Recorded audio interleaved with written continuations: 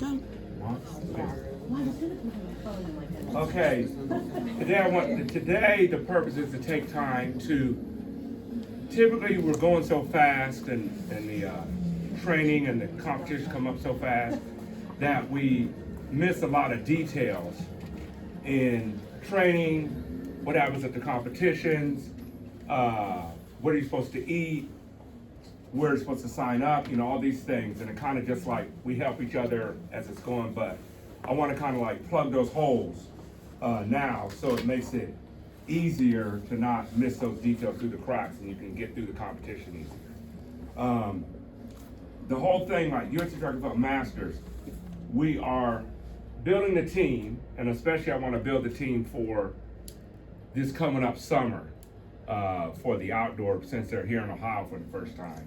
So that's really a good opportunity for people to be able to just drive here and not have any problem with like having to get airline flights or anything like that.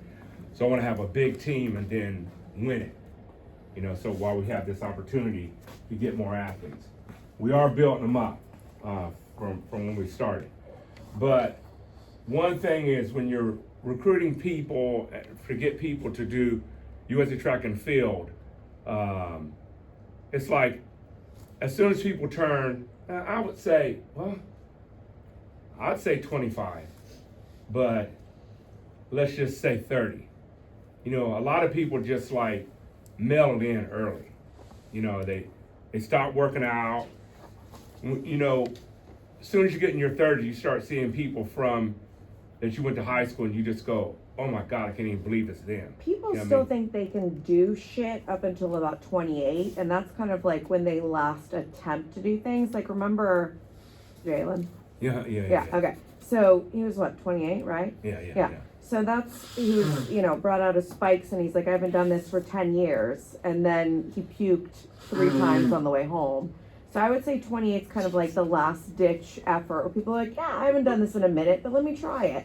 And then they try it and they're like, it's too much fucking work, never mind. Yeah. So I'd say 28 is kind of like the last ditch effort before they're like, this is too much work. Now. To be a master's athlete. Yeah. Now, so what I find is that the more I profile, most people in it were always overachievers. So they were overachievers in middle school and high school. So therefore, they're just still being an overachiever now, So you're looking at people who were not overachievers who are like, man, I went home right after school. They're like, I'm good, just going to school. And so as we're adding people to the team, we're looking for people who were overachievers, who are saying, I'm not done, I still want to, stay in shape, be my best, all that kind of thing. Because the purpose, if I said our ethos was narrowed down, it would be, we disagree with and hate mediocrity. Just going along and being mediocre and not getting better. The purpose of competition, the primary purpose is to challenge yourself so you make yourself better. And you can't make yourself better in a silo. Just like going to Lifetime Fitness all by yourself and just going like, I feel a little better. No, you have to put it up to the test, challenge. Every time you challenge yourself, then you can actually say, okay, I'm better than last time, I pushed my best, etc. So you compete to challenge yourself.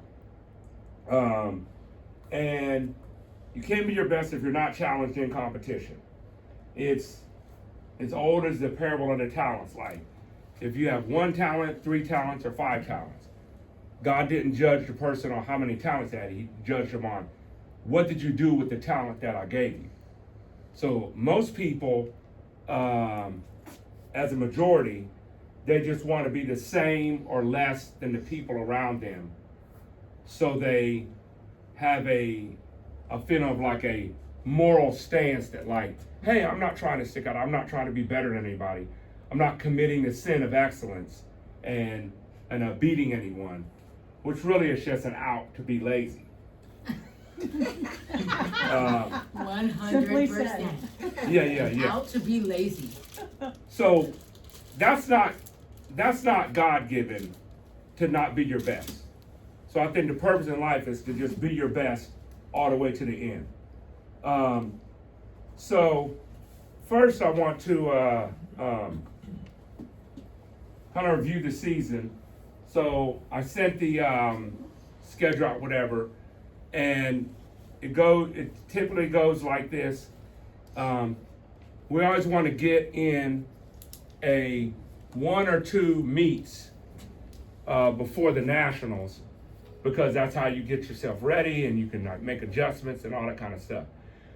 You'll notice in some years so it goes like your state level, then your regional level. The regional is is managed by USA Track and Field itself. The state level meets are managed by that state level USA Track and Field association. Then the regional nationals are just by the overall USA Track and Field sanctioning organization. Sometimes the regionals will be after nationals because it's the scheduling with the colleges and the stadiums and stuff and universities. So everything still the same. You still like regional champion, whatever, this and that. But so we usually go three meets is typically what you want to plan on. You want to do your state, your regional, and the nationals. In between that, there are other smaller meets that come up that can be tune-up meets. You can choose to do it. And I like to do NCAA meets that we get invited to or open to just put yourself in that pressure cooker against high-level athletes, because it calms your nervous system down once you get against your own competition. And so we let you know about those as they come up. So this year we got February 8th is the state meet, association level meet in Geneva. Geneva is great. We're very privileged because if you've heard of IMG Academy down in Florida, it's like an IMG Academy in the Midwest. So it's got everything. I mean, it's new, high-end, gorgeous, great facilities, the whole 9 yards, indoor and outdoor. So the February 8th to be there. We do have a throws and jumps meet there that is another tune-up meet. So that'll be in January, which is it the 9th or 10th? 10th. The 10th. Yeah, 10th. Okay. It didn't have any masters listed. Like it only had high school and college. That's why No, I it said. said everyone. I know, but when you look at the schedule, it only lists high school and Yeah. I know. Well, they probably have to wait until masters sign up because it's Yeah. less demand. It said everyone on the thing. Phil will so. handle it. Don't worry. Yeah. Phil's got it. So so once we hit February 8th, we do that. Now these meets are like a lot smaller. That's why they're good to just like really get your first meet in. They have gold, silver, bronze medals, same as usual. You get all that. The key then we go to the nationals. Now, depending on how many people can make it to nationals, based upon you got your plane ticket, your travel, all that stuff. Once we get a tally on that, then we can determine what relay teams, where we put people, et cetera, et cetera. Now, you do get placed in the individual events that, first of all, you physically feel up to. Then also, I can know by the competition how many points come from each event. Then we can discuss it, because I kind of like add the points up beforehand to see where we're gonna end up, because I know the last 3 nationals, indoor and outdoor, we placed top 10, and this was with like a much smaller team. So I'm adding up Atlanta and Southern California. Southern California is like the track team that all those Olympians, a lot of Olympians have been on. so they're there. Then Atlanta has a huge track club because they invite, you know, distance run. It's just like for everyone. And so when I'm looking, I'm thinking we have enough athletes that can place in the top 6 in a lot of things, and we have a shot at taking them. We just need to field about 50 or more athletes to do it. And so that's what we want to do. And the 50, is that gonna be in the top 3, or 50 to get to the top 6? No, just 50 athletes. Yeah, And then you can get the points in there. Because the relay teams are huge. yeah, okay. You know what I mean? Because you're getting like 8 points when you win, 8, you know, that Okay. stuff racks up. You get more relay teams out there. Okay. Okay, so we go from indoor, then you go to outdoor, and so Masters is, well, all track is all year. So there's indoor, outdoor. You can choose not to do indoor if you don't do it, but typically track is a year-round sport, and you do have very specific things you're supposed to do after the season to kind of give your body a break, but you still have to train. Where we're at now, as far as how we're fielding in the age divisions, we basically have from 25 through 69 covered with multiple athletes.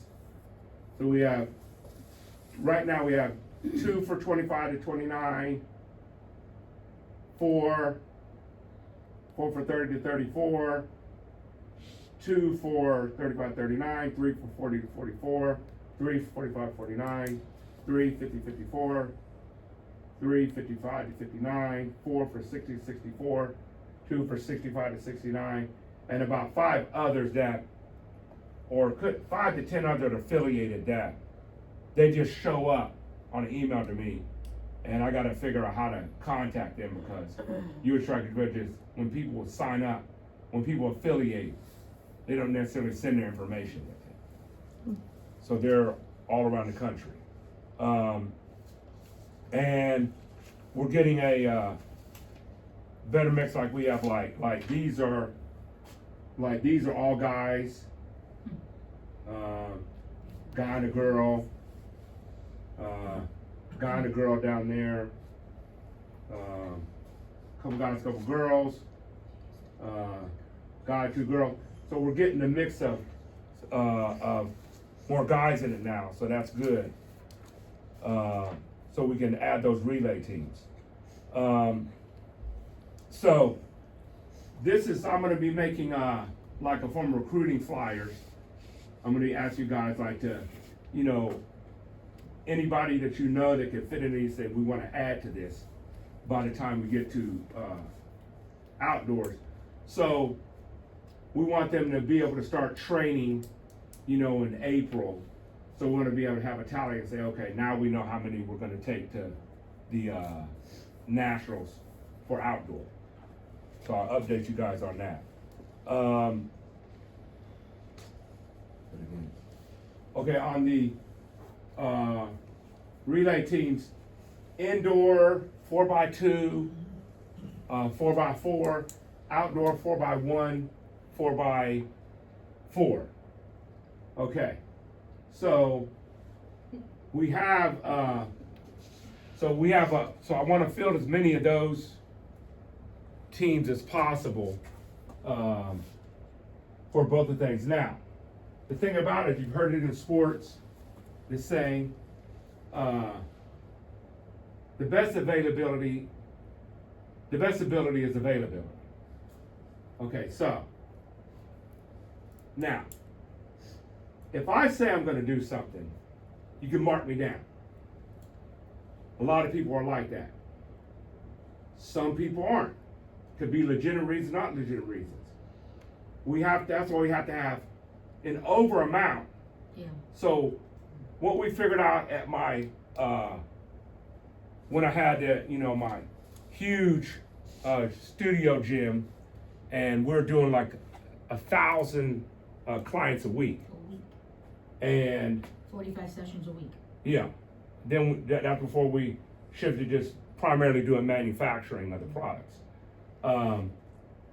So we would always like book, let's say we have a session, a group session, let's say we book 25 clients to be in there. We would overbook it by 30%. No, when we first started, we would book, let's say we had enough room for 15 clients in a session. Yeah.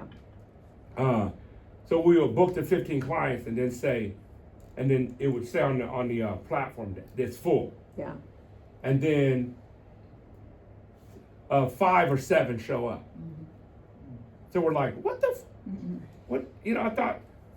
So then we figured out that you have to open it up to book 25 for each session. And like clockwork, Amazing. it would be the right amount.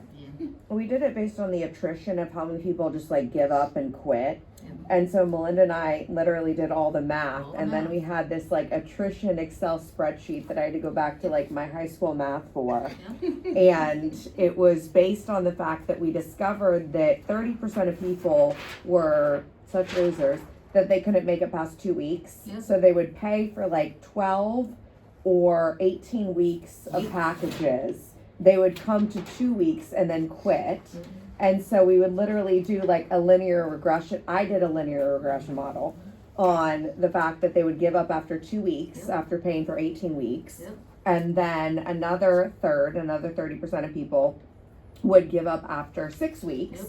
And so we calculated how many people we could have income every single week, and then at what point they were gonna quit, and then how many people we had left in the queue, and then how many people we could overbook for. Yep. So It was we like did the it- airline model. Yeah, It worked. but- It worked perfect. Okay, but not like the airline model. We did it based on like people being losers on fitness and committing to things. But I mean, the airline Yeah, model but- of overbooking like the Yeah, Right. but more people wanna go on vacation than Yeah. work out. Yeah, but no, the airline model, They overbook. the airline model thing is what really got me. That was because the thought. Then we had to do, what's the math on people giving No. up on fitness? the thing that drove with the airline model, because I thought, Yeah. when I realized that every flight pretty much is overbooked by 20%, and I was like, that's when they have someplace to go. Yeah. Yeah, that's when they want to This do is, it. they want to That's go They'll back there. out on a what I'm ticket they paid saying. for. I was like, that's when they want to do it. What's I'm like, ours? Yeah. My God, Yeah, ours was way worse. we have no Ours was chance. Ours 30 is to discipline. 40%. Like- Discipline is like, oh shit. So we would Work at book 50%. we would But- book a 25-person group for 40 people, and we're like, we're gonna be perfect. Yeah. Yeah, so when you go to the gym, whatever, you'll notice like you keep seeing the same people Yeah. all the time. Yeah. Yeah. It's like everything. So like, Yeah. It's the same Whatever, in discipline life. people. It's the same discipline people. yeah, I just get like, And it's the same people that buy products 3 times a month. if I say I'm gonna do it, I'm gonna do it. Yeah. It's just Yeah. they. Yeah. But it's discipline. Everyone's not like Yeah, that. it's discipline. So that's why we gotta kind of like overbook the team Somebody today to make asked sure we me. get the. Somebody today asked me at the gym. He was like, "You've been working out a while. How long have you been working out?" This guy has been one of my friends for 3 years. I'm like, "How do you not know this?" But whatever. And I was like, "Well, I started working out with Todd when I was 16." Because he said, "Well, you did gymnastics like you were in sports growing up." I was like, "Yeah, that started in 2nd grade." And then when I quit, I was 16, and then I started powerlifting with Todd immediately. So yeah, I've been doing this for over 20 years. But he was like, yeah, people think like this shit happens overnight. I was like, no, 24 years of nonstop lifting. As a side note, we do have a athletic trainer for the team. His name's Chuck. A lot of you have been to it. Yep. Fantastic. He also can do virtual because just describing your problem to him, he can help you a lot. Yep. So you need to be open to that. We also have a. Hold on. We don't really know exactly what to title Chuck. Chuck is a massage therapist. He's an athletic trainer, but he does a lot of physical therapy, prehab, and rehab work with all of us.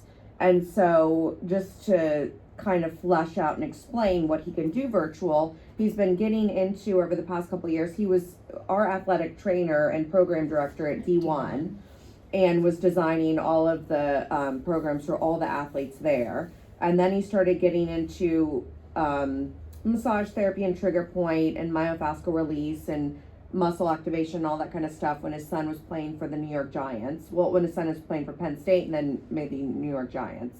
And then after that, he's gotten even more into prehab, rehab, and more physical therapy stuff. So when I tell people to go to him now, basically it's because they have a problem that nobody else can fix. And he might hook you up to a stim machine, he might do some trigger point on you, but the biggest part of what he does now is actually teach you things to reset your nervous system, Yep. to get all of your muscles to fire. And work appropriately. Yep. So that's the stuff that he's given me homework, and I still do it, 4 or 5 days a week, because it gets all of your muscles, it gets your posture to be corrected, so that when you're standing, when you're working out, when you're sitting at a desk, every single thing that you're doing, your muscles and your bones and your whole structure has to be in the right place and held the right way. Otherwise, everything you do is going to be fucked up. So he can do a lot of it over virtual, because he'll just watch the way that you move and the way that you walk. But yes, he does all of that, and just know it's not a normal job title what he does. Yeah, so he does like travels for NFL athletes. Yeah, I it's mean, hard to they're schedule like- with him. they have to 'cause have he's him flying only out every week to meet with pro athletes, teams, NFL track. athletes. Lacrosse, I mean, Yeah. you name it. What's his contact information? I will send it to you. Yeah, yeah. Yeah, because Send it even to there's a couple Hilliard Bradley so many football people. players who actually knew him who were off to college football, and I never knew they were all training with him this entire time. Tell us something people don't know about you, Rachel. I'll tell it. Rachel was an athletic trainer. Rachel's familiar. Most people don't know that. And I'm I a didn't know licensed that. massage therapist. Yeah, she was an athletic trainer. So Rachel was an Yeah. athletic trainer. For real. So we're training, and then she keeps going like, man, my foot hurts, my ankle hurts, this, that. And it'll go on for weeks. And then I'll go, why don't you tape it up? She'll be like, oh, I'm going like, you keep acting like you don't know anything about athletic training. She'll be like, okay, I'll do it. He's like, what'd you just do there? You have to "Oh, tell just her." the turf I always did that for You're them. used to doing it on everybody She else. won't do it not on unless you. reminded. Not on you. And let's remind it. We also have a chiropractor. He's the team chiropractor for the crew, whatever. So we have 2 referrals if the crap hits the fan. Yeah, and Michelle is a massage therapist, and she's fabulous at cupping. Yeah, So, yeah. oh, so great on cupping. So she's great too. A couple things. Also, so we have the age division, so that's great. Then we have some goals. So we have to move people. We have to move people up in the national rankings in their events, because we want to hit a certain amount of national rankings. When you move in national rankings, you're going to notice that the team moves up in points. They're kind of going, so when you go Okay. for the national rankings, Wow. you'll just notice your team is going up because you had to do better in order for the points to go up. So just some examples like like right now, Brittany, you're number 5 in the 100 Beautiful. in the country, but you can go to 1. Awesome. You're number 7 in the 200. You can go to 5. Okay. That's awesome. So You know that's what I mean? I gotta be real. Yeah. That's great. You're number 6 in the long jump. You can go to 100%. Yeah. So like Rachel, you're 13 in the 400. You can go in the top 10. You're actually 1.15 in the high jump puts you number 7 in the country.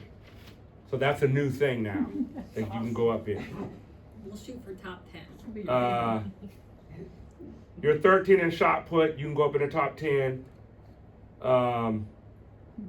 You're Rhonda, you're 19 in the 400. You can definitely go top 10 in that.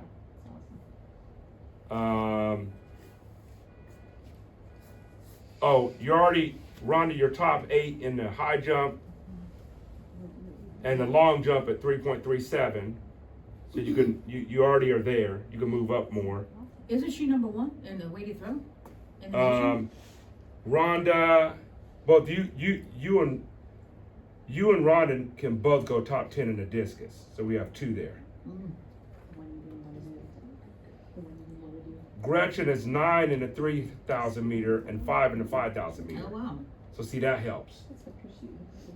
Karen, if you do, Rhonda was number 1 in.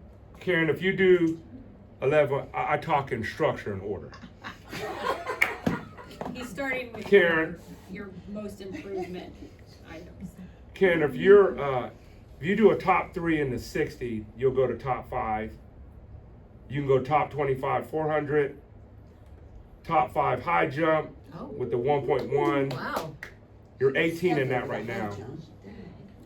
You can definitely go top 25 in a disc and javelin with the 20 meter. These are all doable.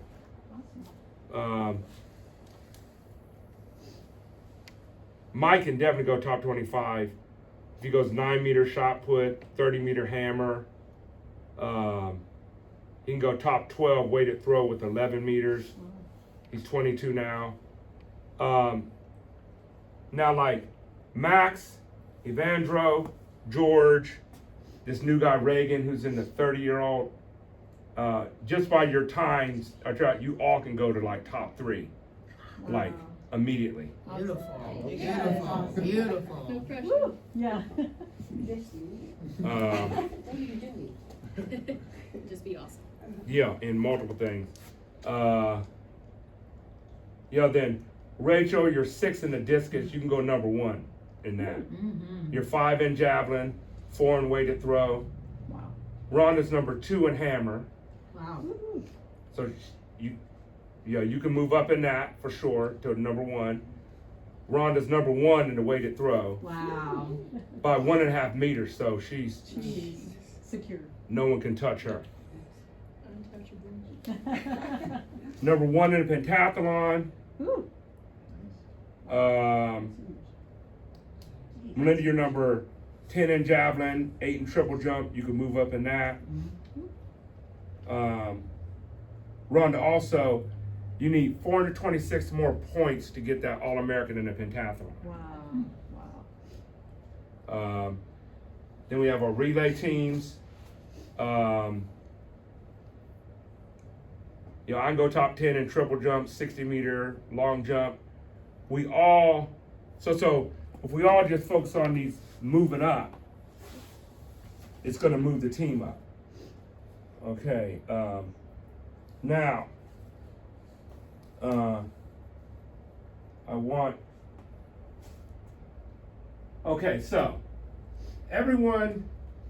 most people are leaking somewhere in their body when they start doing the performance. That's why, one side is tighter than the other, this hurts, something. And so in the goal of going to the competition, we have to make sure you're there.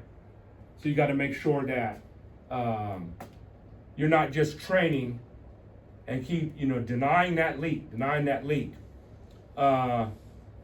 Everyone stand up, we're gonna do a quick test. You just need like a little bit of a space to stand up. Perfect timing, right? I gotta go. I'm already late. Yeah. Okay, come on. Thank you. I'll see you later. Happy holidays.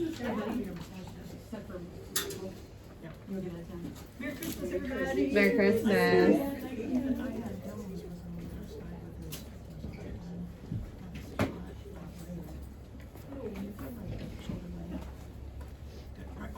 Okay. I'm gonna ask you to, you're gonna hop on one foot, so just make sure you have a space to do it. Okay. Now,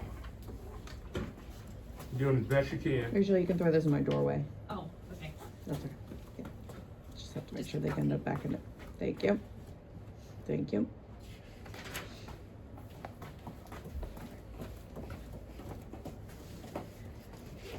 Okay. I'm gonna get the command forward, or like 2 steps forward, 2 steps back, side, and then I want you to pay attention to your body. Okay, get on your right foot. Right foot only. Okay, 2 steps forward. 2 steps back. 2 steps to the side. 2 steps to the other side. Forward. Back. Side. Side. Okay, now the other foot. Ready, forward, back, side, side, forward, back, side, side. Okay, stop. Okay, where did you feel it? Feel? Oh. Yeah, where did you feel it when you were jumping on, when you were doing it? I know on my left over here. So, Left knee? no, underneath it, that's part of my calf. Wait. Peroneal. So, left is where I always have knots when I get massage, right there. And then right, hamstring right underneath the butt cheeks. And that's exactly where I'm super sore. Right side under the butt cheek, this one right here. And no, not any joints. Where'd you feel it? Well, my external lateral balance sucks, and that's because my glutes have to activate and take over more balance. Where'd you feel it at? Nowhere. Okay. I just have to work on my primary Where'd you first feel it for at? balance. Right above my ankles. Huh? Right above my ankles. Point down. Like right above. Oh, kind of more near Achilles. Yep. On Typically, actually what's funny is it's the right side. Typically I don't. Typically I'll feel it more. both? So on the right side, you felt it near your Achilles. Yeah. What about the left side? I don't know if I really felt anything. Really? Much in the left. Where'd you feel it? His knees at the bottom of my feet, Okay. with my knee impact. Both knees Yeah. and bottom of feet. Since I've had knee surgery, it's so hard for me to even do that. So I don't know what would be a good thing to try to, Identifying your leak first. you know. What? Left knee. Left knee, behind the knee? Yep. Yeah, I usually feel more in my calf. Nothing on the right side. I don't know why. Left, behind the knee. Nothing right. Where my Baker cyst is. Yep. What'd you feel? Right glute. Oh. Right glute? What about the left? Huh? Yeah, what's wrong with that? Usually just left is weaker. I was so Which leg? imbalanced that I didn't. Which really leg? couldn't I don't know even what that think means. of what I insert. Which side? Left side. weaker, Huh? but it's my dominant side, my right. Left side Achilles? My, yeah. I know this where I was doing single stuff. What about the right? Oh, really, nothing? My left How leg. about here? Okay. But at work, I'm working on my right. I was right here. Something like me, it's just 7. Just too Both of my knees. too sober. Already. Somehow. It's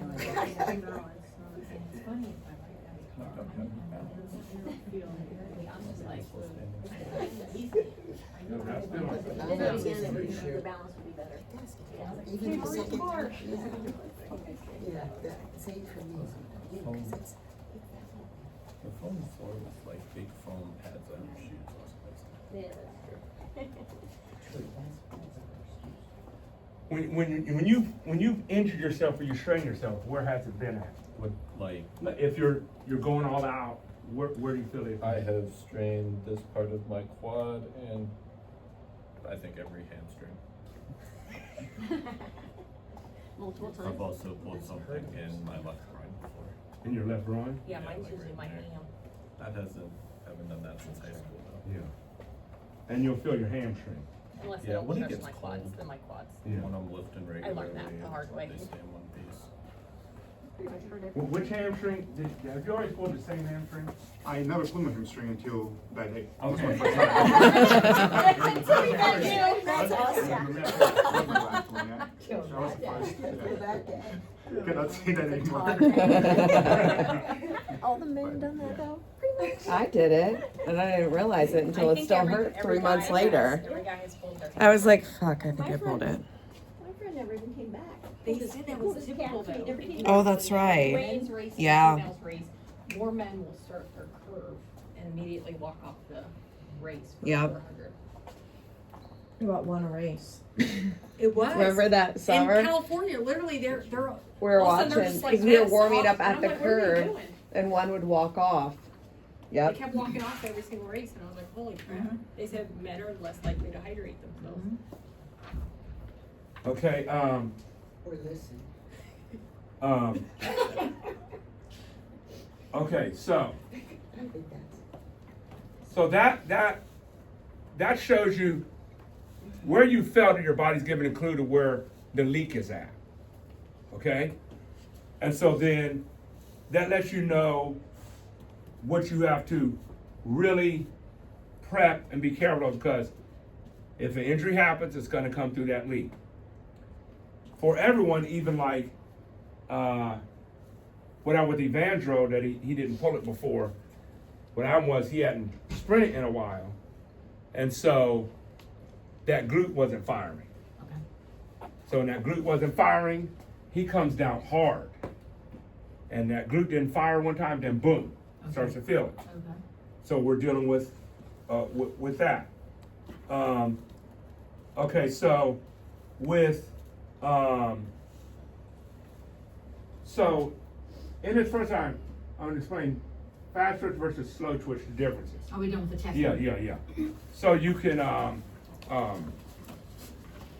so track and field is something where you have to have more knowledge of your body than most other sports, because you got to know what's going on.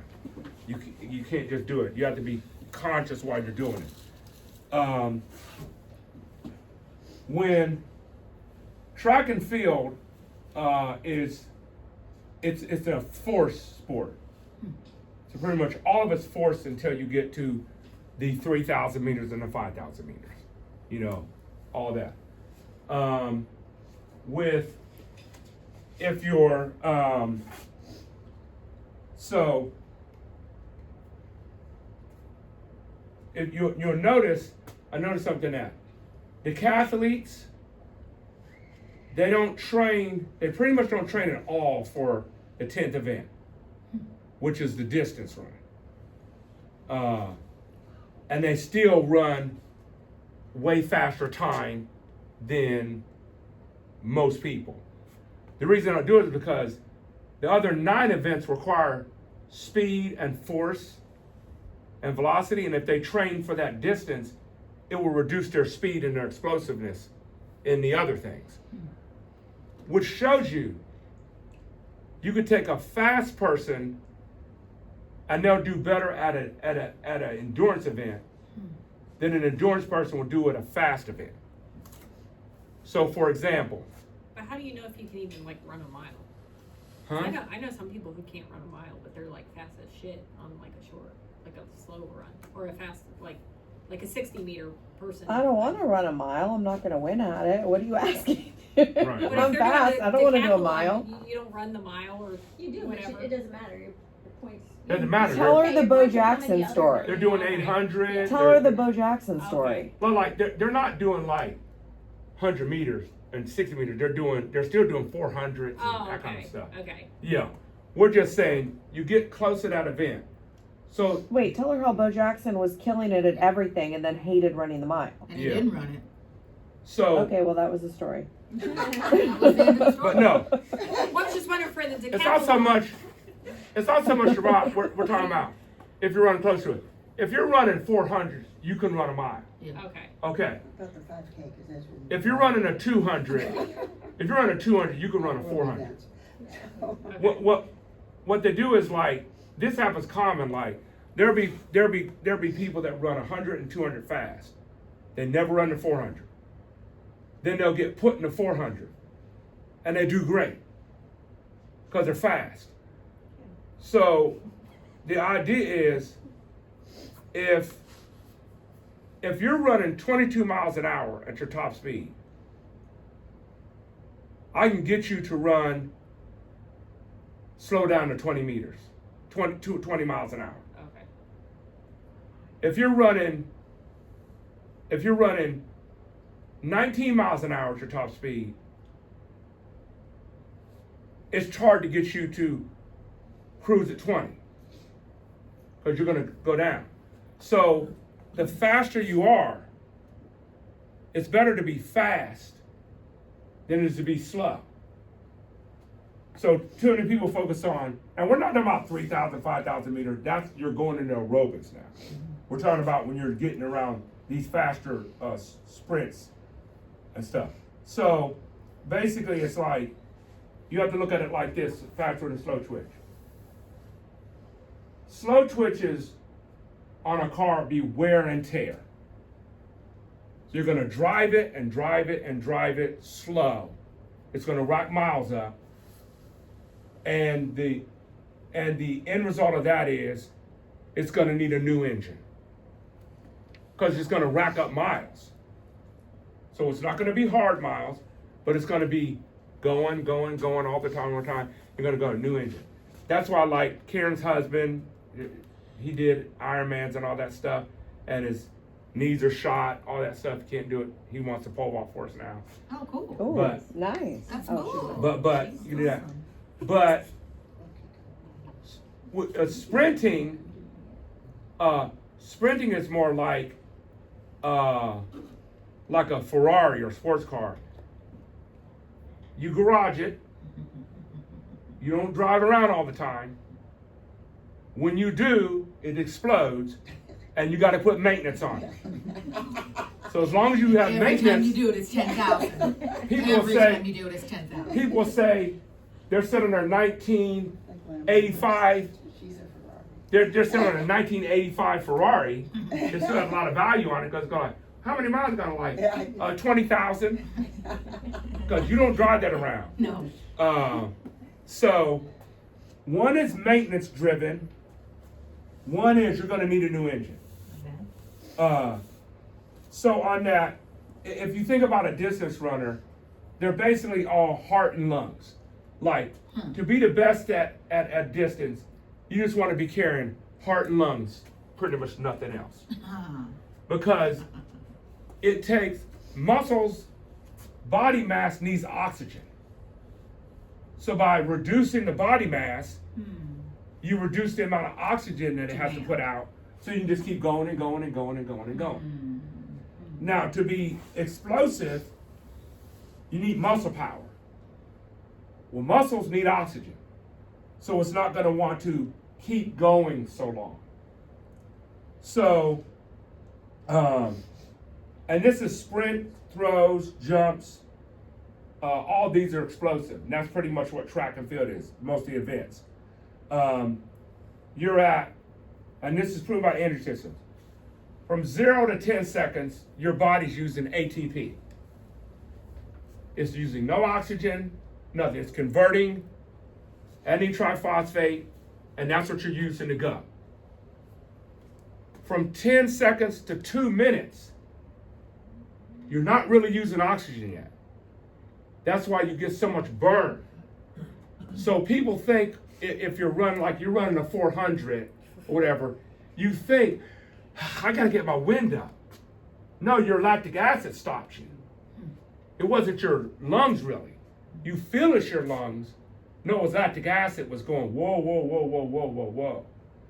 And so 10 seconds to 2 minutes, it's no oxygen still. So what you wanna do with that is, you wanna build your resiliency against lactic acid. You wanna buffer lactic acid. You wanna keep it from coming longer, okay? Now, after 2 minutes, your body's like, screw you, I'm using oxygen. You know what I mean? Now, that's why, like a 1500 or whatever, like when people are running like 4.5 minutes, 5 minutes, whatever, I mean, that's like, you are using oxygen, but you're still pushing it. That's why you still need speed there. But once you start going into 2 and 4 miles, you're using oxygen. Because that's why the lactic acid's not killing you. So reducing reducing lactic acid from accumulating so fast is the name of the game. The body's also super sensitive to things when it comes to speed and explosion. So for instance, if you take a 170-pound athlete and they go up to 177 pounds, in order to maintain the same speed they do at 170, at 177 to maintain that same speed, they now have to put 470 pounds of force into the ground to maintain that same speed of 170 pounds of force. That's how many more newtons go in. Every pound you need more force to put in the ground to maintain it. So the rules are just different when you're exploding. Explosion, you need better lactic acid ability and to train the muscles to be more explosive, not to be slower, aerobically. Okay, beautiful. Now, season training phases. So you understand these. This is like a summary. So let's say start here. March 15th to May 1st. This phase is after the indoor season. You should be dedicating hypertrophy training, doing form work, and more conditioning type stuff. So you're not doing explosive, a lot of explosive stuff. You're just getting your conditioning up. This is the time to do it. The hypertrophy, you want to build muscle because you backed off building any muscle during the season.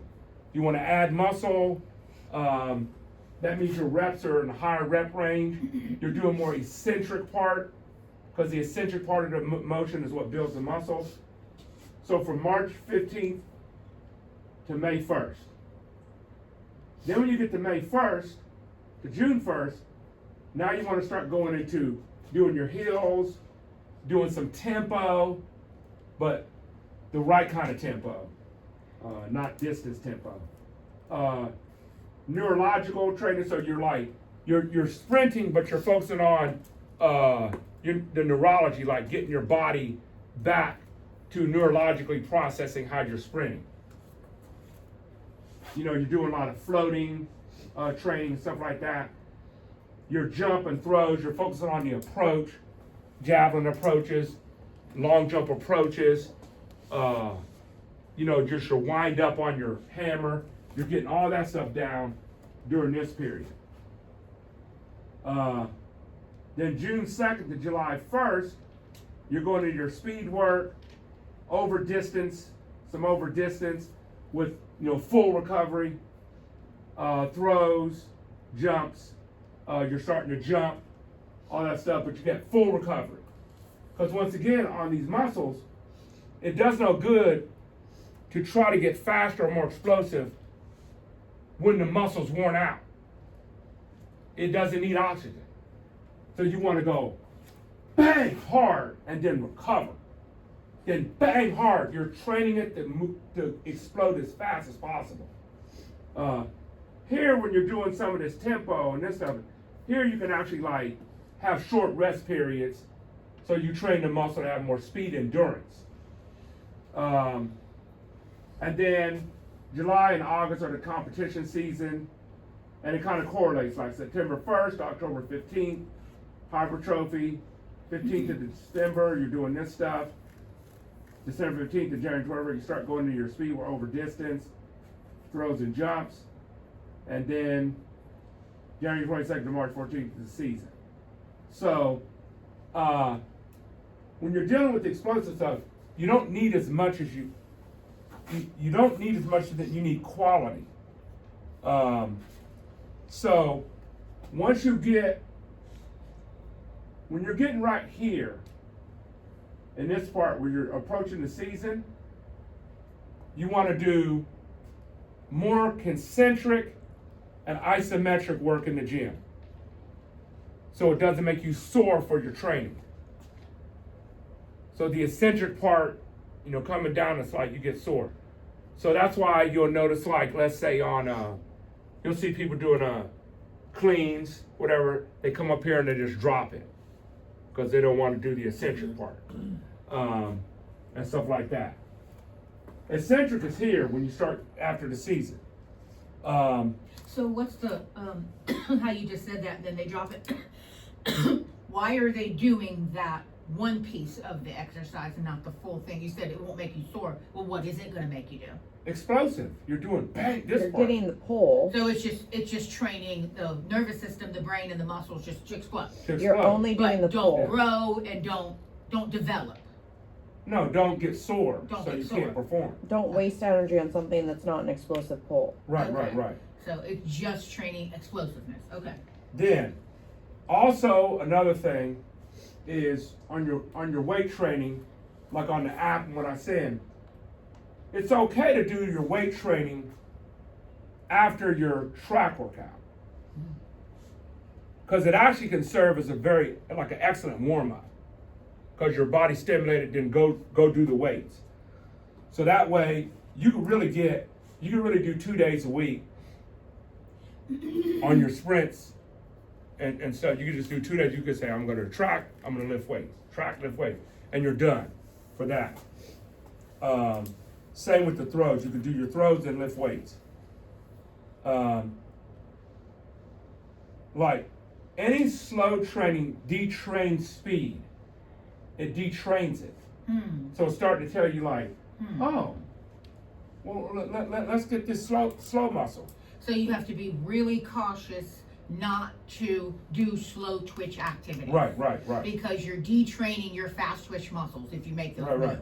Okay. Okay, So let's look use at a this. lot of caution there. It's always easy to see it this way. Let's say somebody's training for a half marathon. Yeah, I thought slow twitch. No, you only have to tell them don't sprint. They won't. Yeah. Wow. They go, I'm having no such thing as a sprint near me. Yeah. Okay. Okay. They're just like, gotta go put in my 11 today. Okay. Yeah. I got my So if you 5. train the slow twitch, you are taking away your progress of your fast twitch training. Yeah, You're literally erasing it. just like they would Yeah. Right. Okay. on distance. Okay. Where's Now, that when it comes cut off? Because I've done it for 23 years. Yeah. Still have some speed, I think. So, no offense, just saying. So where's that cutoff, like as far as distance? I mean, so since I'm a sprint triathlete. Yeah, you're right. That's I'm good. still doing 5 That's good. Ks. Still doing Yeah. 4 miles. Don't be 2 retarded miles. like me and go do that. Right.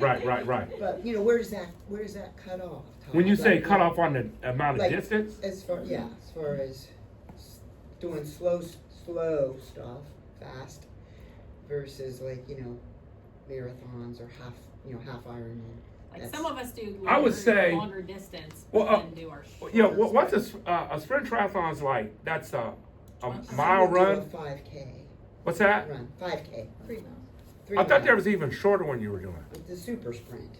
We do Okay, that. what are those? It's about a mile to a mile and a half, unless Yeah, it's the yeah, winter yeah. ones. Yeah. And then it's on snow, so it's a little bit shorter. Yeah, you will do well. You're just athletic. You're lean. You've been doing it for years. You definitely can dominate that 400. You know what I mean? That's going to help you the most there. You know what I mean? That's why you did good in the 400. You know what I mean? Sounds like an 800 runner too. You're just fat. No. That'd be the line. Like, right. Line. Not that you can't do it. Her vomiting just now. Not that was you a lie. can't. No, not that you can't do it. I don't want to That's slow too you. far. I don't want to slow your 200 down. You know what I mean? Right.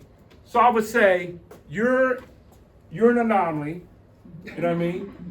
You're you're athletic, like we said, your family's athletic, Oh, so yeah. you have speed. So you can do it. And you're already like I said, you're gonna go to the top 3 in your division fast. If you weren't, I'd tell you. But whatever, and God bless you. So just deal with it. Trust me, he'll tell you.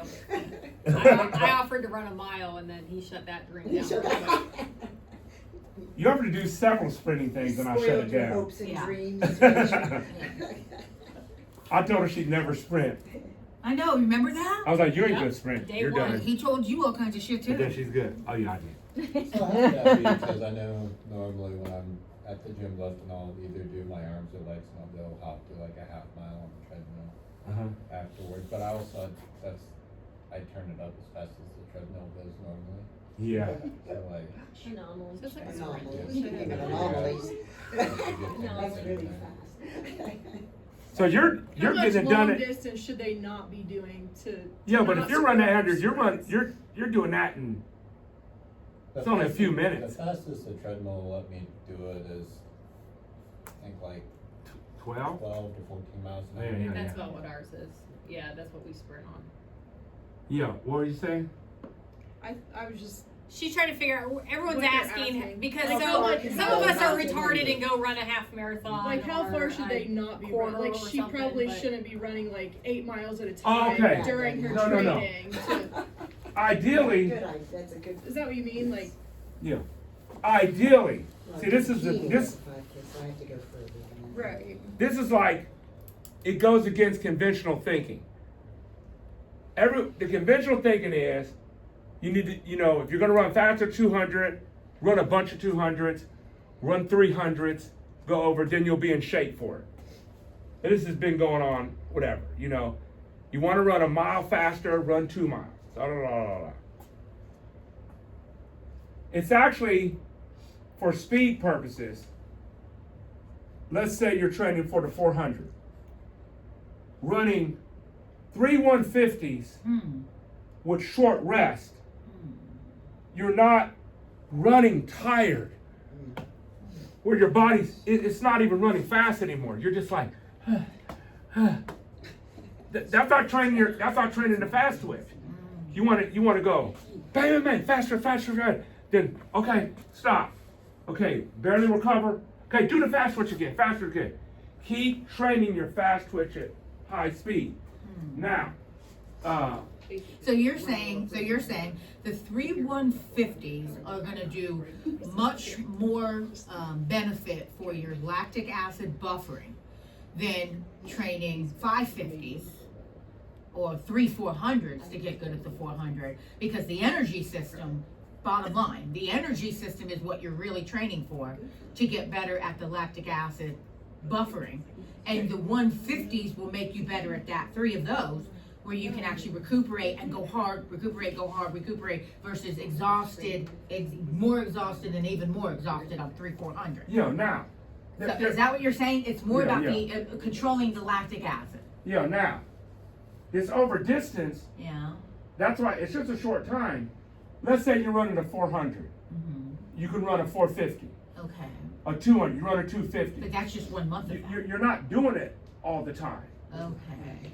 You gotta let your body recover. So you really have to change that training style, according to This is a training style. You really have to change that training style. You can't be on the same training cycle all year long. So basically, Okay. like, we run like 8 400s in high school. Yeah.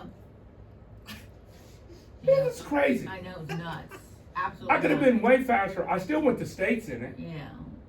If I had this training and I Yeah. was recovered so much, Yeah. and I trained myself to run be faster in it, Yeah. I'd have went further.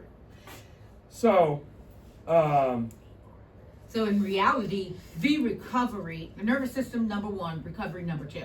Those Well- 2 are the most important. And then controlling your energy systems. now I'm gonna talk. Now on here. So now that there's a neuro, mobility and dynamic stretching kind of blend together. So don't get too tight, hung up on them. Okay, so this is key. Neurologically, Okay,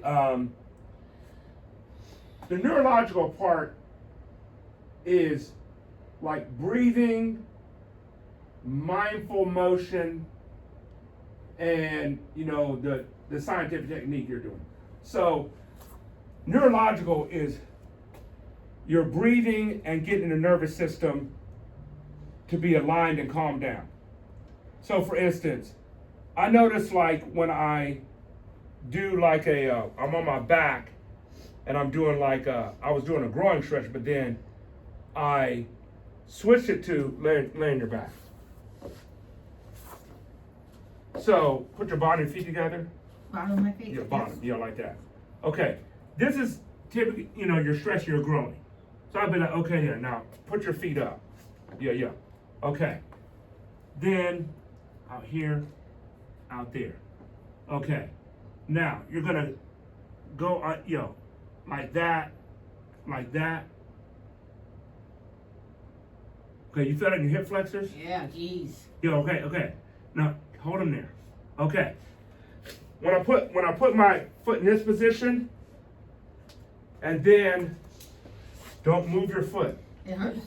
Yeah. And then roll it into the inside like that, and then out like that. Hold it there. That will hurt. That hurts like a bitch It hurts way more. on my hip flexors. You know what I mean? It's totally different. Like right there, it's like I do a couple sets of it and it starts calming down. Well, most of your emotions and stress go into the hip flexors. Oh. So I wasn't realizing that when I line up for a sprint, I would do mobility, stretch, whatever. I still had stress in my hip flexors. Then it was showing up in my sprints. Well, so this foam rolling is also part of this. So you're maintaining, most people, like if you're a top sprinter, you can only maintain top speed for 70 meters. And then it starts slowing down. Just to break down. Okay, top peak speed. So 70 meters. For like a serious sprinter. Okay. So the thing becomes, how do you maintain speed? Because if you're on a 200 or 100 or whatever, you want to maintain speed. Well, you maintain speed, so you go, why do they slow down? During this research. They said, because they're getting tired. People say tired. Fatigue. Because fatigue, the muscles, whatever. It's not. It's the equivalent of if you're playing a video game and it's starting off slow and you're hitting the buttons, and then it speeds up and you start not being able to keep up. It's really that your muscles neurologically aren't keeping up with the connections to keep going that fast. Oh. It's a neurological problem. Oh. So you have to train the neurological system to keep going at that speed, at that high speed. And so that's what speed endurance really is. It's the ability to maintain that top speed because you can maintain the coordination of those muscles at a faster speed. Because I've noticed, like when I'm testing people and they're sprinting, I'll go, whoa, look like you went off the rails. Right. And That's neurological. That's neurological. It's like the coordination is like, oh shit, I'm going high, I'm going faster. Whoa. Okay. Well, so people only can maintain that for so long. But if you train your neurology, you'll stay in the rails and stay in it longer. And what's an idea of training neurology? What's the example of that? You start with you going at top speed, and for instance, sprint, float, sprint. That's an example. So you sprint fast, and then you float. So you train your body to maintain it during that float phase. Is that the rolling things you make us do? Yeah. Rolling. Example of rolling. Okay, so example of rolling. Also, you want to go at top speed and start training yourself to like hold it for 3 seconds. So 3 seconds is what it can handle. So you want to like, because if you say, I'm going to try to maintain this speed for 10 more seconds, it's hard to do. Okay. You got to hold it for a second, hold it for 3 seconds. Train it to hold that speed so you inch your neurology up to be able to not go off the rails with it. And is the neurology everywhere, or is it just in the hips? Why you talked about hips? No, is it's the everywhere. neurology is the It's whole everywhere. body? It's everywhere. So if your feet like start going in the direction over by the line, No, or, it's just like I said in the video. yeah, okay, so it's everywhere. 10 to 15% of your speed is coming from your upper body. Upper body. So that's part of it too. So, I would say in throws, it's the torque. Throws it's very similar. Like it's like you have to slowly, like you're like building up, then bang, it's at the end. So it's also an explosive thing. Same with jumping. You're whoop, whoop, whoop, whoop, bang. Hammer time. So you have to, so it's all neurology is the key, is the key to get. So this right here, breathing, foam rolling, stuff like that, where you're slowly breathing and letting the nerves calm down until it doesn't hurt in the area. And you could tell when something hurts. You could tell, oh, it's your nerves in it. Yeah, it is.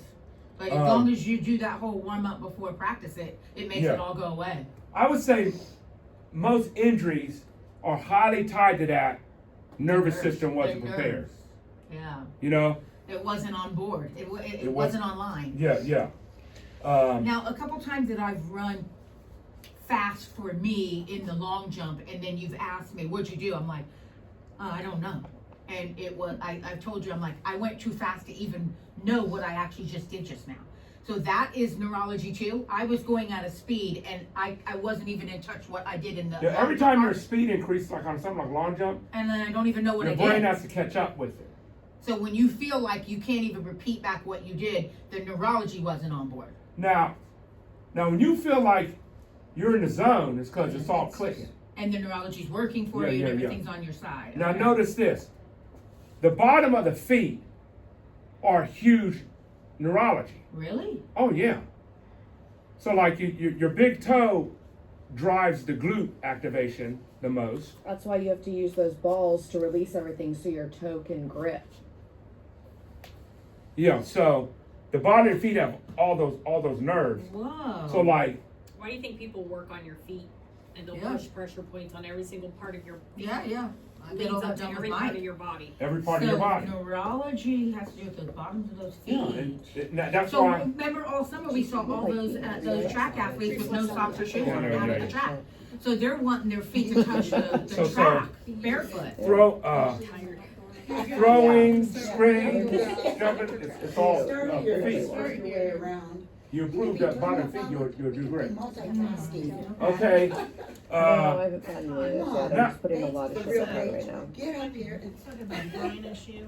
Yeah. What's the best thing like for recovery of a groin issue? What exercise or what do you do after that? For a growing issue, Yeah.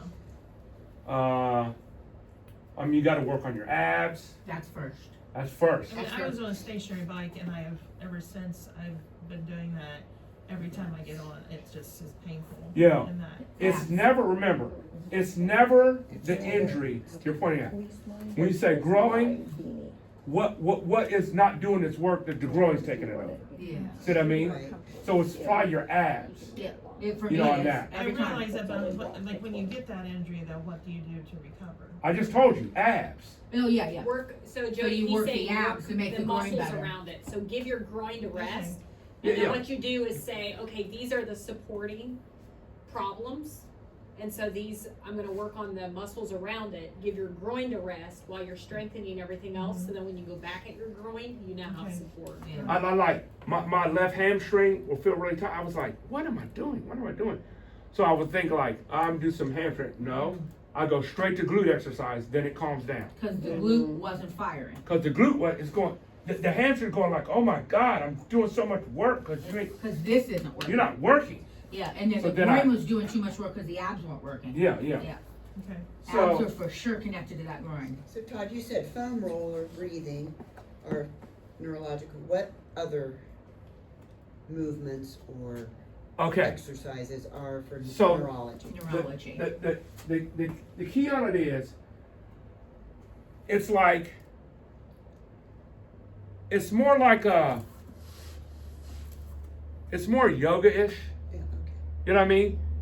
You're moving the body through the motion slowly and with breathing and with mindfulness. So you're dealing with your neurology. You see what I'm saying? Right. So you could take multiple like yoga stretches, breathing through them, and let your, it's going through here, it's going through here. It's more that. And you said Pilates though, it's like more mobility. Yeah. Now, Okay. mobility here, mobility dynamic stretching. Now here, you're taking the muscle through the full range of its motion. That's what mobility is. Through the full range. Gotcha. You know what I mean? Yeah. This you're not necessarily doing that. You're taking it through its full range. That's why dynamic stretching and mobility are kind of close together. Okay. Static is when you hold it in one range.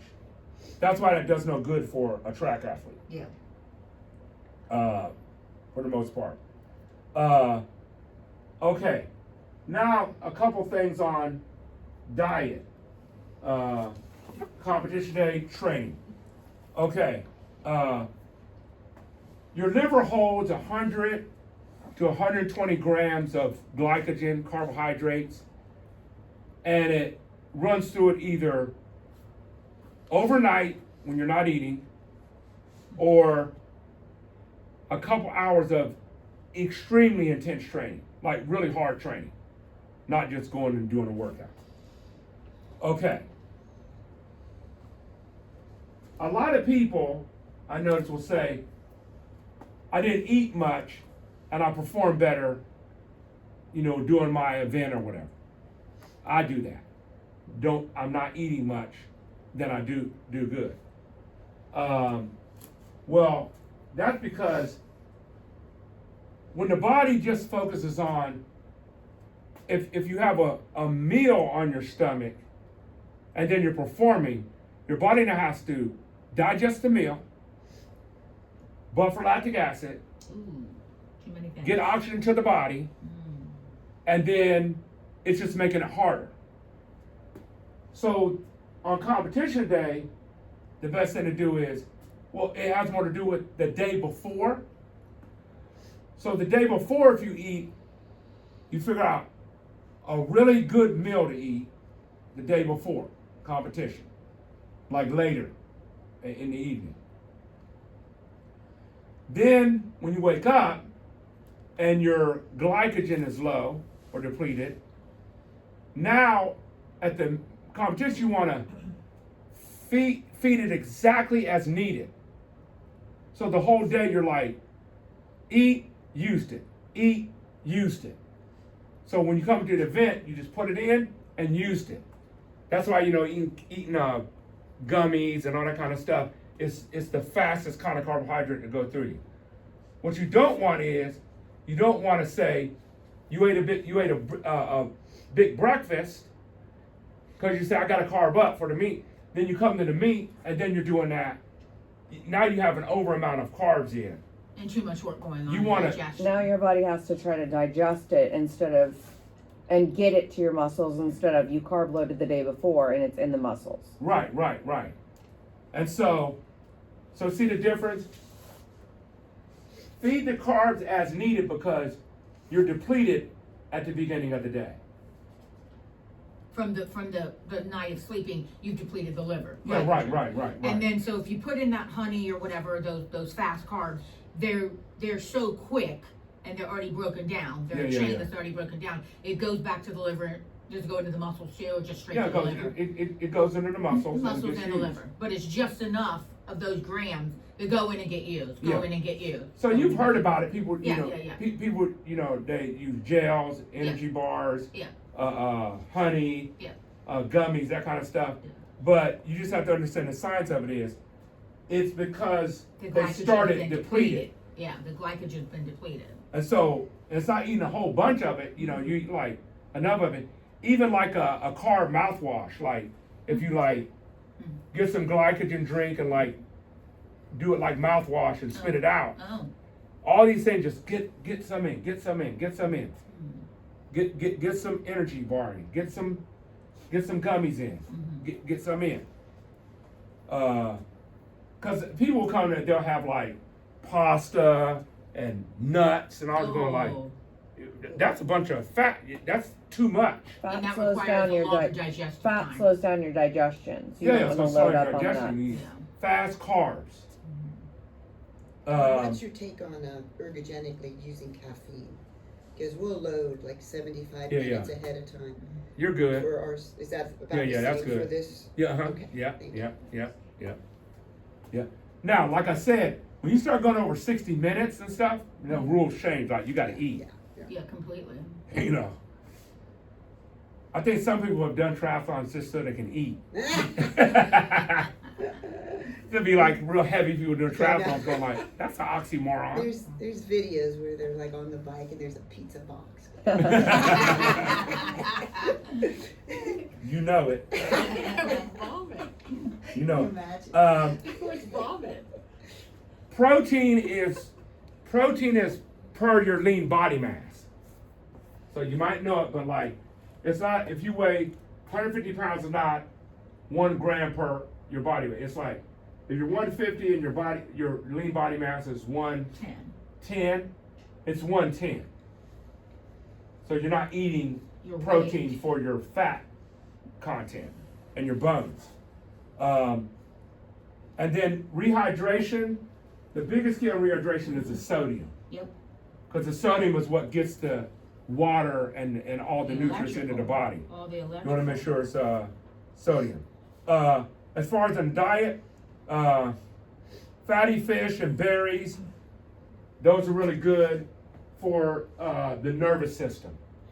Because you want to eat for the nervous system too, to have it fire more efficiently. Like the day of? Is that the day before or day That's after? just your meal. That's all the time. No. That's all the on time. On Oh, a I regular know, But basis. do you get more benefit Yeah, if yeah. it's, so That's if it. we have track practice Wednesdays and Fridays, you get more benefit for dinner the night before with Oh the yeah, fatty yeah. fish? I can know it's like, you know how we went to that first watch at Worlds Yeah, the day before? yeah.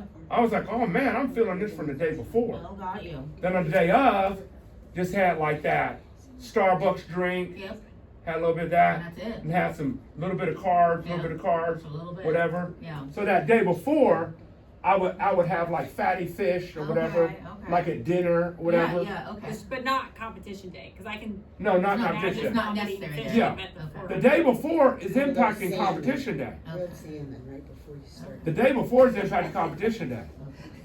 I think there was one time we did a competition and Brittany didn't eat.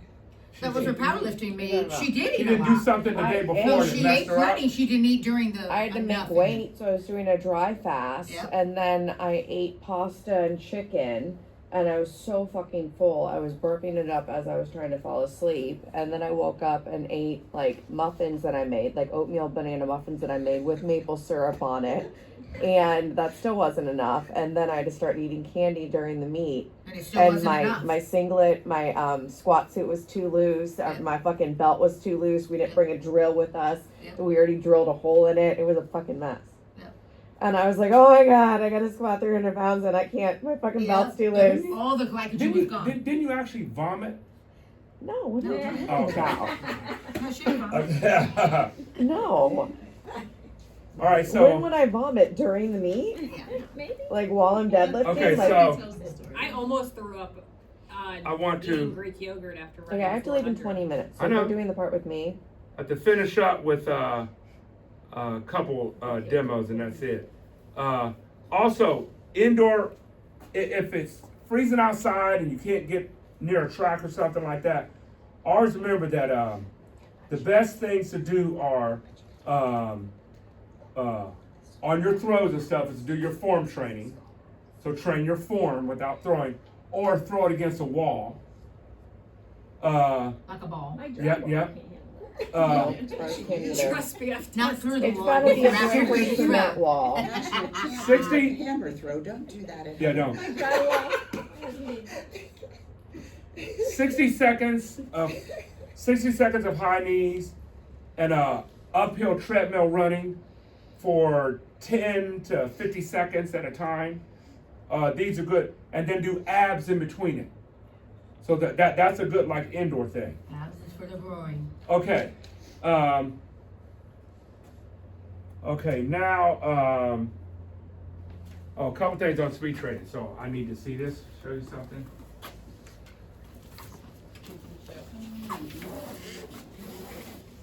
Okay. This is the point where in the gym you need to focus on speed training with the weight. So once again, you're training your body to be fast, even during the weights. Okay, on your back, ready? Oh, I said kill. I gotta get the athletic trainer. We knew it would be. Okay. Okay, it's over the line, scoot forward a little bit. Okay, lift it off. Okay, now, come down, come up. Okay, now, this part right here, do not, come down. Don't come, keep going down, keep going down. Don't focus so much on coming down slow. So come up, okay. Come down and explode up. Do it again. Okay, rack it.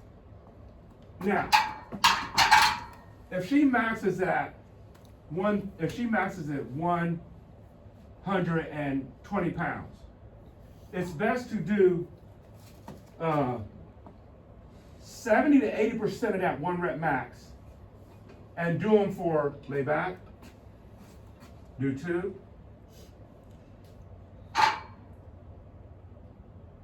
1, 2, rack. Okay, stand there. And go. 1, 2, rack. Okay. To do 5 to 8 sets of doubles like that, with that 70 to 80% of that 1 rep max. Okay, now stand up.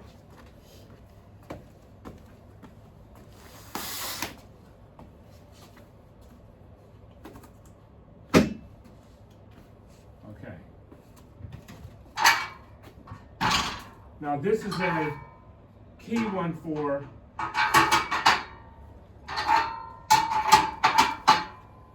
the sprints. No, just for all of them.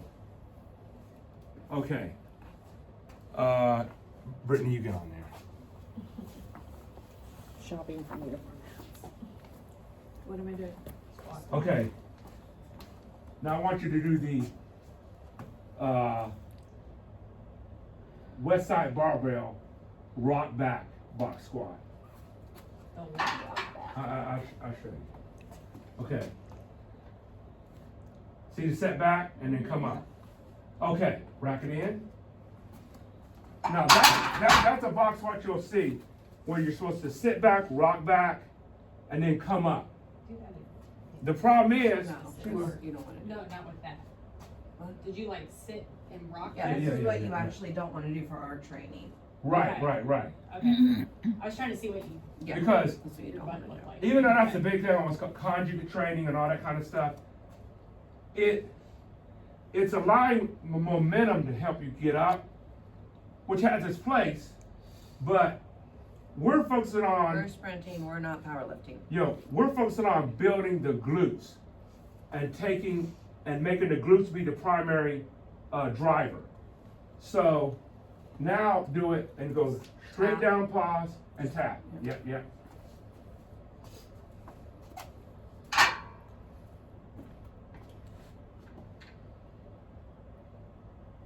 Yeah, 1. Keep going. 2. Okay. Walk it in. Okay.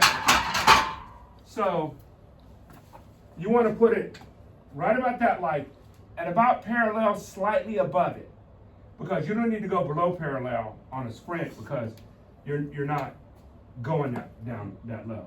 You need to be strong in the range of motion of the sprint or the throw. You want to do sets of 5, sets of 2. You keep it 2 to 5, nothing over. And you want it to be 1, 2, 3, 4, 5. Fast. Come down, boom, boom, boom. That's what speed training is. You're training for speed.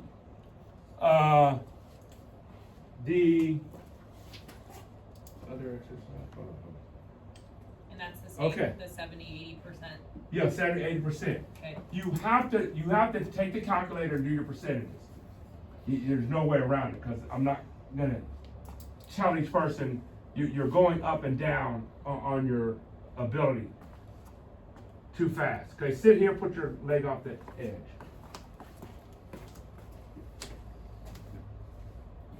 Okay. And this one, sit back and put this on the edge, right over your toe. Yeah. So like a kettlebell like this. Now these 3, like that squat, that bench, and this, point your foot. Yeah. Yeah, there you go. Yep. Okay. Now this one is another crucial one for throws, jumps, sprints, because this is what you're on the heel toe, on your throws, on the long jump, boom, on the sprints here. This has to be strong here because you're dorsiflexing on the sprint. So you want to do these in sets of 5 as well. Nothing in the high rep. You want to push yourself on 5, and you want to do it fast. So you're training that for speed. But flex. Just the But flex. flex. piece But flex, is- not fast and throw it around. Right, Fast right, and exactly, flex. exactly. Which Flex. means this is fast, because otherwise I'm throwing it and Yeah, then yeah. you're gonna fucking pull something and you have to explain how this pulled something. Right. So slow extension but fast deflection. Yeah. Okay. Yeah, just keep a good speed on each. And But lastly, as fast as you can with maintaining the flex. go ahead and stand up.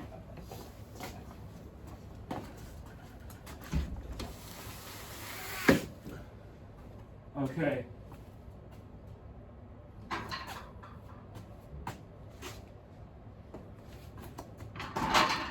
Okay.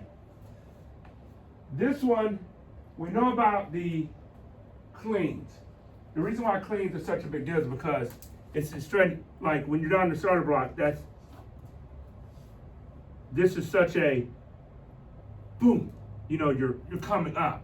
You're training your body to be real twitchy on responding to starting and exploding.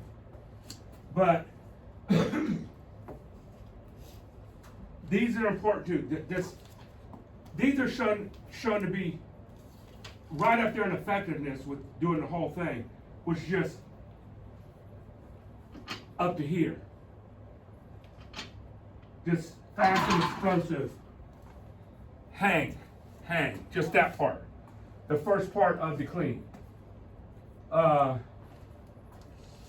I want you to do a RDL. I want to show something. Both legs are one. Both legs. What do you consider to be a full clean? Okay.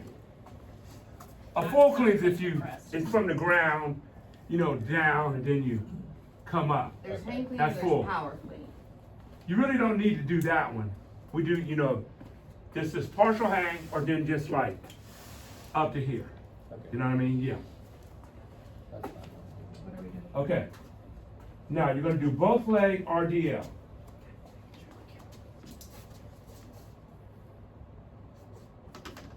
Okay. You don't go to the ground. Right there. Yeah, up. Okay, do it fast.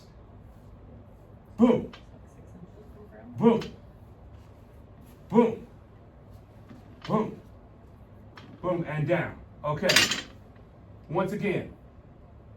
a full deadlift at this phase is not the biggest thing needed, because you'll start getting that eccentric part, but you're going all the way down. That means eccentric means you're getting that full stretch. So the way bodybuilders build muscles, they get a full stretch of that muscle, then they come up. You don't need to get that full stretch. You need to be, boom, you want to get the glute. Squeeze the glute. What are you thinking when you do it for the glute? Drive the hip bones forward, so weight back in the heels, and then drive the hip bones forward. So tailbone goes under, but if you think about pressing your hip bones forward, then you'll naturally squeeze your glutes into place. Don't squeeze and then arch your back. That's why I say when you press your hip bones forward, you don't think about arching your back when the hip bones go forward. So think about driving the hips forward, because when you're sprinting, you're driving the hips Hip forward. extension. Yeah. Yeah. Okay, now, this is the last weight training exercise. This is one of the biggest determinant of how much explosive power you have in your legs, and it's a one-legged RDL. Right here. Is that one up, or is this just? Yeah, that one's up. It's up. On the that? No. Oh, just teeter-totter. keep it up when you do it. Okay. Yeah. Right there. Okay. Reveals a lot. Oh yeah. And taking it right there, it's good to put like a 6-inch platform, because you don't have to go all the way to the ground. Now this is what's crazy. You should be able to do, you want to get to go to be able to do your body weight with that. That showed that I'm just giving you the where the mark's at. That's where the elite sprinters can do that. That shows you how much explosive they have in those legs. And balance, and glute. And glute and all that stuff. Control. And just for one rep, you do your own body weight for one rep. But obviously you start. Can you, what can you do? You can probably put 135 on there. Try it.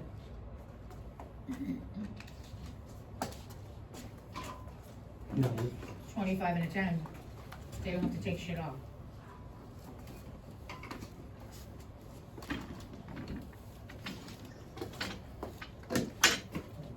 You need the other turn. Yep.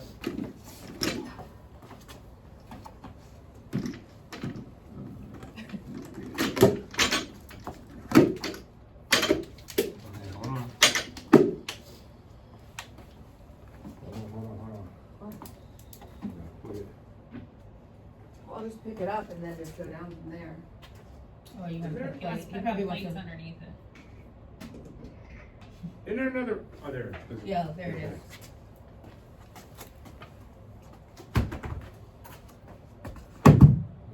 Roller on top. You're not going down that low on it. I don't know what you're doing. Okay.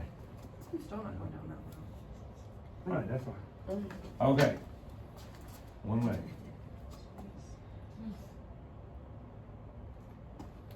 And do it again. I thought it was for one. That's good. It's good. So that's gonna show.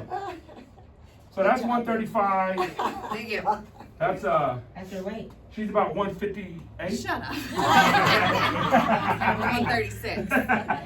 Muscle weighs more than fat. No. Okay. Oh, Rachel, you try. That's a joke. Try I it. can't even lift that. You can't. You didn't even try it. Not with a single leg. Try it. I already know I can't. I do this at home. I know.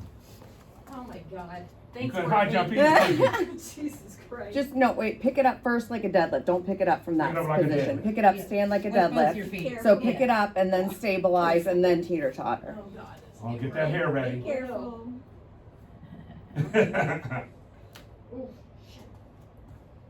Oh no. You guys have missed it. I've pulled my back for stupid shit. So Yeah, that's what I'm saying. Be I got it. careful. Oh, we were there. Don't repeat. We I know. I got carried off the stage. All right, regular deadlift to pick it up. Oh, that's nothing. Exactly. Hey, down. Good job. Okay. Do I have to do two? No. Nice job. Okay, try it. You deadlifted Yeah, 265, try. Rachel. You deadlifted 265. You easily could do that. pretty heavy, Todd. I know. Just one, do it both. Do both? Yeah, both. Just do one with both. Just to get the feel. Just go down. Just to get the feel for it. Okay, now do one.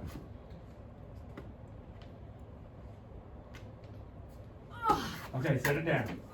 So that's just giving you an idea. You see your own body weight. It's not, that's not your, I know. I know, But- trust me, I'll lose 30 pounds. What I'm saying is, she can do her body weight and she's running really fast. So there's a connection between all these exercises and whatever. Okay, Brittany's gonna show you a couple of glute things and then we're done. What you guys miss is you have to do this on the right leg and the left leg. And it reveals a lot if your left leg can't lift that. Yeah. Yes. Okay, now, like, Brittany will notice that if she does specifically her glutes, the day before sprinting, she runs way faster. Yes. So this is gonna be things you could do for your The day glutes. before? This is, I did this workout like on Wednesday as glute activation, and then I ran a 30 on the 200. Well, give here, let them do it. I'm explaining why Okay, we're okay. doing this, and I have 7 minutes to Okay. wrap this up in. So I did this on Wednesday, and then I ran a 30-second 200 on Friday, and I haven't run since nationals. So it works. And Todd was like, "That looked good." I was like, "That felt good," because my glutes were pushing me. So you want to activate the glutes because they should be pushing you while you are running. You want this And side? yep, take it off. And then you want good extension, but you don't want to, when you're extending, you have to keep your glutes engaged and firing the whole time. So that's why we're gonna do so much of this activation stuff, or that's why I do so much of this activation stuff. Because when I go into Chuck, most of the time, he's like, your glutes aren't firing at all. I'm like, well, those are the biggest muscle group in your body. So if those aren't working and I'm trying to run, obviously that's gonna hinder performance. But then I look at him and I'm like, well, if I'm this fast already without my glutes firing at all, then we can only go up from here. So, all right, so all of the mobility stuff that I do and all of the stuff that Chuck has taught me to do, I do those first. So that's a whole nother lesson and a whole nother thing. So I start out with all of those nervous system glute activation things, and then I'm just gonna go over the actual workout gym part that I do. So pretend like I'm on the actual glute lift machine thing, which is a little bit lower than this. So if I was doing this with a client, I'd probably be using that box. You can use this, whatever you want to do. I usually start out with like 135 on, and there's usually a pad on here. That's why we're using 65 today, because there's no pad. So just pretend like all of those things are happening. And then the most important thing when you're doing hip thrusts with the bar is that you're doing it in a way that you feel the glutes activate. So you're gonna have to figure out what does that for you. And so I have to make sure I'm putting the weight in the heels and then pressing the knees out. So that position with the way my body is what makes the glutes activate and the glutes flex. But again, it's so different, especially for women, because women have different fiber lengths, different hip widths, all the things. Women's physiology is so much more varied than men. So women in particular have to really pay attention to what they're trying to activate and that you're doing that. So if your feet are in too close, you'll feel it more in the quads. You want to make sure your neck is tucked in, but at the same time you're pressing your hips as high as possible. But it's not a competition of how high you can press your hips, because if you go too far, then all of a sudden you're flexing the low back. And so a lot of glute activation is about how can you get those little muscles around the tailbone to fire and squeeze. So And you it's a said very little if you- amount. If you feel it in your quads, you're too narrow. You're or either too going wide? too low or your Okay. feet are in too close. Too close. Yeah. Okay. So I like to do 5 sets of 10 on these. Now, I have not played around with going heavy and doing 2 or 3 reps yet because I'm still in the activation phase. I have to work on getting my glutes to activate more before I can effectively be doing 2 or 3 reps heavy. So I start out between like 135 to 185. And again, I found that doing it nice and slow and controlled and pausing at the top and really squeezing all those muscles around the tailbone that is what works for me. And it takes me about 1 or 2 sets to even get the glutes warmed up to activate. And that's why I do 5 sets total. So this is the part where it's like, this is on purpose for glute activation. This is not explosive. This is not fast. This is not 2 or 3 reps. That's a different kind of thing. But this is what I do to activate the glutes. And then they are on fire and doing their thing when I go to actually run. I also do explosive days. That's another thing. Then another thing that I really like doing is doing split squats like this. And you can do this with the dumbbell. And when I do these, I do on purpose internal rotation. So when you do internal rotation at that hip hinge, then that's activating more of the glutes. And so again, this is about training the glutes to fire. And so when you do these, I pick up the toes in my shoes, weight is down in the heels. And so you'll feel it fire through the whole posterior chain, the hamstrings, glutes, all the way up a little bit into the low back. But again, you want to be focusing mostly on that glute being the primary mover. So keep the glute tight when you go down, press up through the glute, and then press it forward and under. You don't have to go all the way to like an extension and on purpose press forward, that extreme, but just make sure that you're pressing forward within that joint. So a lot of the things that I've realized is if you think about like the ball and socket joint and that giant turkey leg, so many of us, as we get older, everything just gets like sloppy posture. And so if you think about like the way people like slouch and just kind of stand lazy, well, the same thing happens internally with that hip joint. So a lot of the things that I'm doing when I'm doing glute activation is it's almost like you're lifting up through your torso and staying in good posture. You have to lift up through your glutes and almost think about like pulling that ball and socket up in that joint and getting it into a good posture place where your glute is flexed and it's holding it in the right place in the joint. So that's what we're doing when we're doing all of this. We're getting to a place where it's stretched, it's not overly stretched, but everything is squeezed and tight and it's not sloppy and loose in the joint. Another one of my favorite exercises is doing a single leg RDL. And I'll grab like a 30 or a 40 at the gym.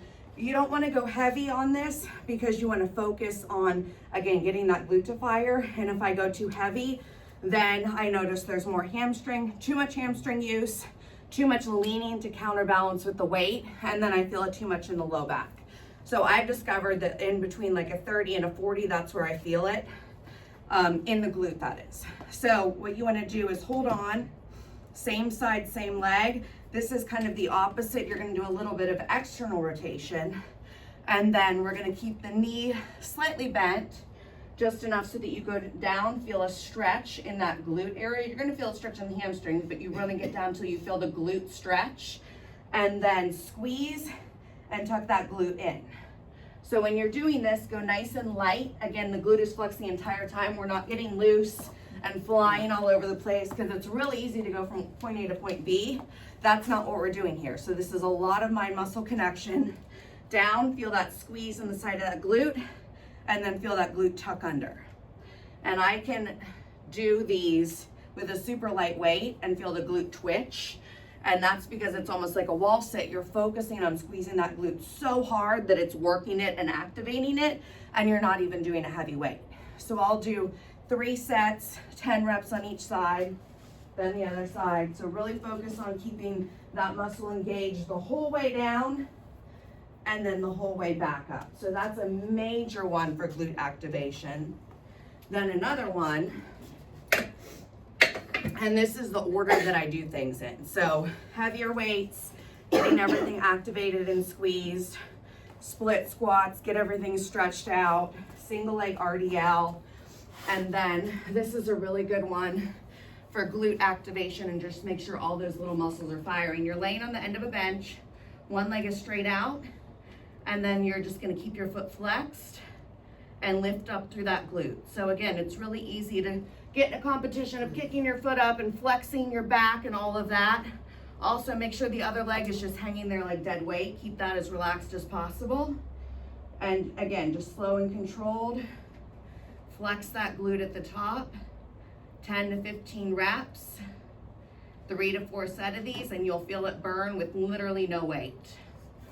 I watched this thing and then I sent it to Chuck for confirmation, and it said you're chasing the shake. So when it comes to your nervous system, like Todd said, you're looking for the place where the energy is getting wasted and where it's dispersing out and you're losing energy. You're looking for the place where that muscle starts to quiver and shake with not a lot of weight. So think about this in terms of like chase the shake, see how hard you can flex that muscle with minimal weight, and that's where the magic happens. So that's gonna reset the nervous system, that's gonna train your neurological, neuromuscular efficiency so that when you are sprinting, all of that energy is going to your sprint and all of your muscles are getting activated and it's not getting wasted anywhere. Now, why is there benefit for you to do it the day before versus I did it before 2 the days actual before. run? So why don't you do all that the day that we're actually sprinting? Because my muscles were quivering and they were dead and then they were sore the next day. So it takes like 2 days for it to recover. And so by the time you're sprinting, you've recovered. Yeah, during, But when I'm in the only for gym, the activation part of it. because it's too much, they're fatigued. Yeah. I'm walking around like a fucking cowboy that got off a horse after the workout. Too fatigued. Like you're walking around like your glutes are all pumped up and like you just got off a horse. Yeah, so this will like But burn day your of muscles. The day of your sprinting, you just do all the mild activation things to turn them on. Yeah, nothing that So Brittany's fatigues done it. some of this stuff on me, Yeah, and Like, like are on, you pumped up from 48 hours ago? Is there more communication? Like, you've what is turned all the benefit if you did muscles it 2 days on. before? You know how you're sore 2 days after a Yeah, workout? I know that part. It's I'm that. looking for the benefit of the 2 days later. Because your muscles have had enough time to recover to then go execute a sprint. So you're actually building that muscle, you're turning those muscles on and you're training your body. When Chuck's watching me walk, he's like, when you're walking, you're not even using your glutes. So you have to get those muscles to actually turn on and start firing and build so that when you're walking around on a daily basis, you're actually using your glutes. Therefore, when you sprint around the track, you're gonna be using your glutes. So most people are not using their glutes in anything. And then they sit and everything just gets relaxed and lazy and everybody sits in slump posture. So these should be the prime mover in almost everything that we do. And for most people, they're not. Where did my phone go? it's weird, you you know can that? actually feel your glutes in your workout 2 days later. Yeah. Because I did something with her on like a Wednesday, and then I was with Todd on Friday, and he was like, "Oh, you knocked off like 0.2. What'd you do?" And I'm like, "Dude, my ass is burning right now, and it hurts." Yeah. And So he's the- like, "But you got better time." So And the I feeling, couldn't- There was one I didn't time- connect there the was one feeling, time hold on. after The you could feeling barely that run you now. feel, the Yes. feeling that you feel 2 We days worked after, on it. this isn't enough weight like powerlifting to where there's delayed onset muscle soreness Yeah. and it hits you hard 2 days after. You just really feel the muscles are still a little bit sore 2 days There we go. after. So Okay. then when you go to So execute. it's more neuro. It's they- getting you on a neuro level too, on that 2 days later. Also, but Yeah. it's more actually building the muscle and Yeah. turning the muscle on. Yeah, okay. So it's Got getting it. the muscle to fire. The neurological stuff, you can trigger that and get that to activate with no weight, just your Yeah. body weight. Yeah. This is actually building the muscle and training the muscle to get stronger. Yeah. So, I mean, you're throwing a 30 and 40 pound dumbbell around. Yeah. Yeah. Okay. Okay. I have a 3:30 appointment. Actually. That was good. What about that? Keep that filming, or are we done? We're done. Okay. Yeah, because Melinda, I did it